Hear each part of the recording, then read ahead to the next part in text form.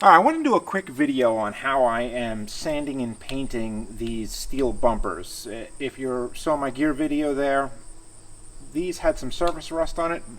Started sanding them actually, and there was some spots that wasn't just surface rust, there was some bubbling. And you're better off just sanding it down, getting that bubbling out of there, because if you paint over it, paint's just gonna flake off. So do your due diligence and really kind of sand this as much as possible. I'll show you how I'm doing that in the tool that I'm using.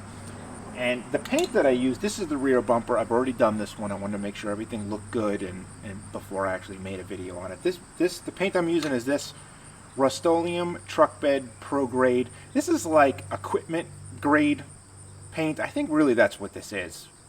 And maybe it's just got some sort of texture built into the paint. That's really what it is. And this stuff right here, this is a 16.5 ounce. This was $16. I got it at AutoZone. I got two of them. It's this turbo spray tip, and it really puts out a wide, very, very wide, so that you can do a truck bed liner. But I tell you, after I did this bumper, I was like, this thing looks so good. I can't believe how good it came out. There's two reasons why it came out good. One is that I do think this is good paint, and it really covers good. But the second reason is that the bumper was black already. And I sanded the parts that needed to be sanded down, but generally speaking, 99% of it was still black. And once I covered it with this, there was no blotchiness. And so I would say that if you're repainting a bumper, like a black bumper, this is going to work great. If you're going for a steel bumper, definitely primer, 2-3 coats of primer before you use something like this. Black primer, matte, and this thing will go on and it will look really, really good. This looks so good, and it has a little bit of texture, which I like. I don't like a lot of texture, but a little texture is nice. I'll show you some close-ups and then we'll get started on the front bumper. Here's just basically the gist of what's happening. You see these little spots. This is all rock chips, and you can see it. This is really just surface rust. This is the tool I'm using. This is a multi-tool. It's a Milwaukee M18. I'll link to some triangular sanding pads in the description. It's just Amazon. They're very cheap. I'm using 60 grit right here, and I would say 60, 40, 80 is probably where you're going to need to be on one of these steel bumpers. It's not worth it to go, oh, I want to be real delicate. It's a steel bumper. Trust me, to get through this rust, to get through the paint to bare metal, you need something heavy duty. So that's it. So we're going to get started with sanding it. I'll show you a few spots and show you what I'm doing. I'm not going to show you the whole thing because clearly there's a lot of surface rust here and I got a lot of sanding to do. So let's start out with a good spot, and you can see what this multi-tool does, and I'll show you how I'm taking it down. So here's a spot right here. It's the same on both sides. Two back here, you can't see it. There's another good rust spot. I'm going to show you what this thing can do. 60 grit. I have this thing turned up to 12, and that's really where you want to be. You're going to go through batteries. Without a doubt. If you have this is just a 1.5, 1.5 battery. I have a few of these, and then I have another bigger one. But these small ones are nice because it makes the tool lighter if you're doing a lot of work. 60 grit. I definitely think I could use 40 on this if I had it. I don't. So let's show you.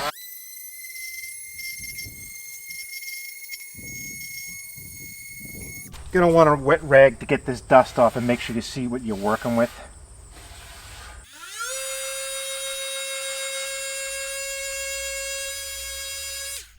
Yeah. Now, I'm going to give you some tips on this sandpaper. There's two things you need to do. Change the pads often. You can see right here a lot of the paint has come off in this spot.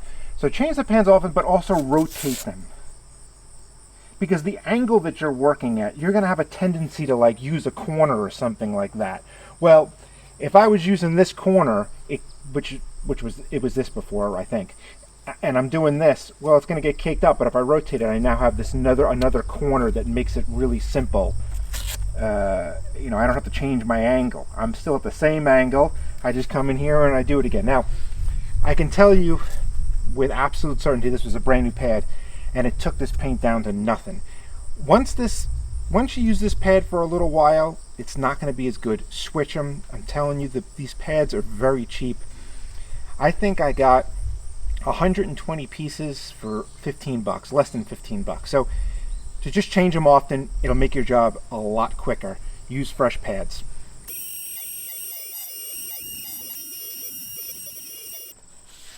So this one was pitted real good, and I took it down with 60, and then this is actually 120. And all I did was since I took this thing down so far, there was a little, and not that would have mattered, especially with the Bedliner, probably cover that all up and make it smooth. But I threw a 120 on and just hit it, you saw, just a couple seconds, and it smoothed it out real good, and that's ready to roll. So,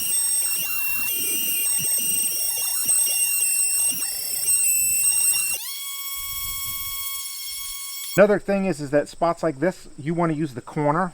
So if you see, like look at this one, I mean the corners are all nailed, because that's how you really expose one of these things without having to make this whole thing metal. You just want to come in here with the corner, and then over here with the corner and corner, and then enlarge it until you see that there's no more rust.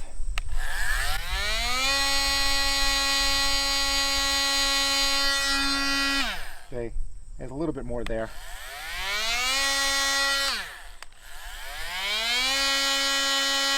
That's it right there. Now, this is ideal because I cut out this piece of rust and we're done. We don't have to repaint this whole thing. That's real good. So let's go to this one.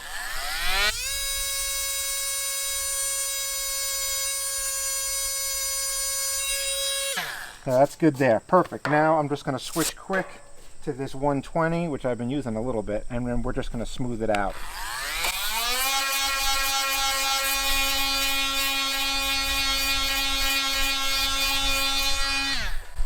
Then wipe it down, and it's perfectly smooth.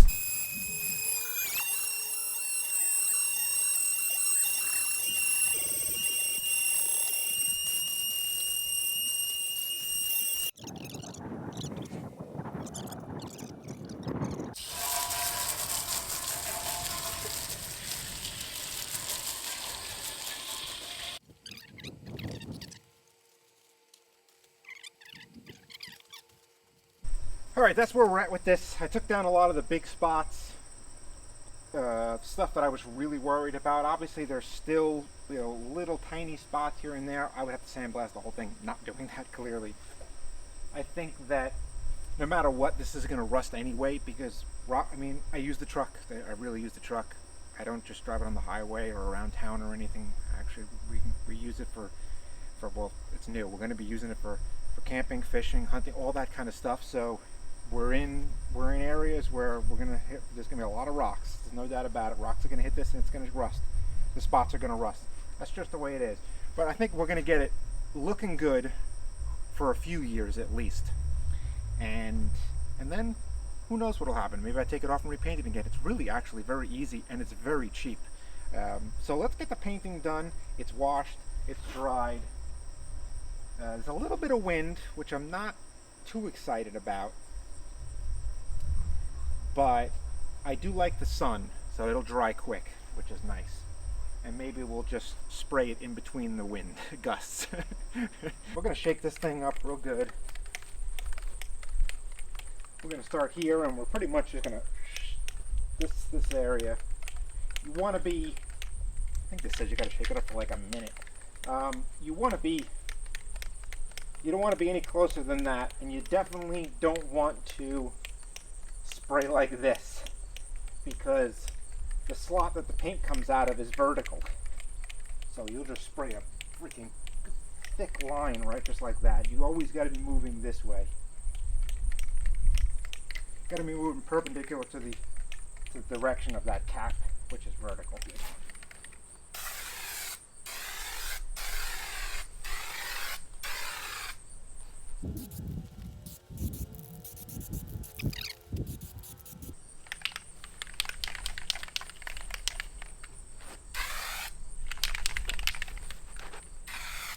One thing I'll say is that just to, calm your concerns a little bit, when you spray this on, it looks really textured. What I think it is that when it's wet, it's shiny, and that creates shadows. And I believe that once it dries, there's less gloss to it. It's definitely a way more of a matte finish, which makes the shadows reduce a lot. It will look 50% less textured. So let's give it a chance to dry, and then I'll show you both sides because I've only done one side.